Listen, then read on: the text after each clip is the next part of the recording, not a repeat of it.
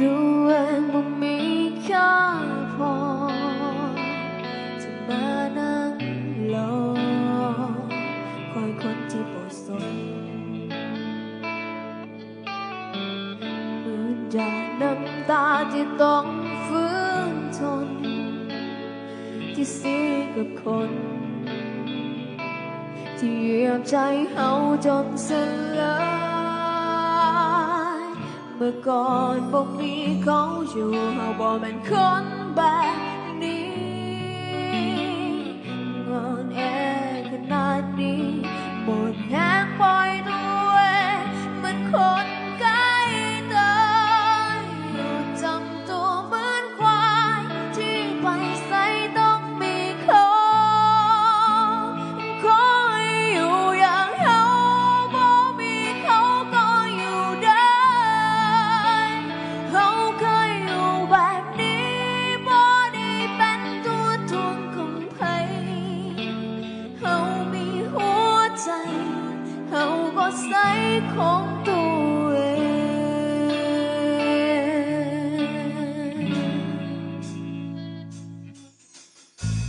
อารมณ์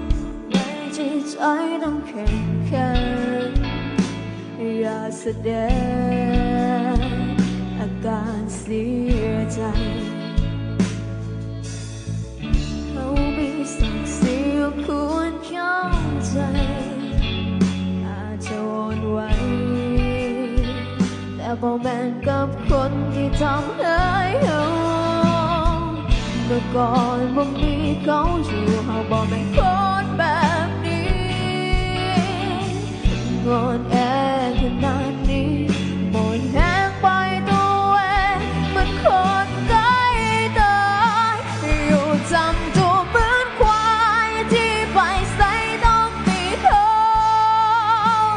คอยอยู่อย่างเฮาบ่มีเขาก็อยู่ได้เฮาเคยอยู่แบบนี้บ่ได้เป็นตัวทวงของใครเฮามีหัวใจเฮาก็ใส่ของตัวเอง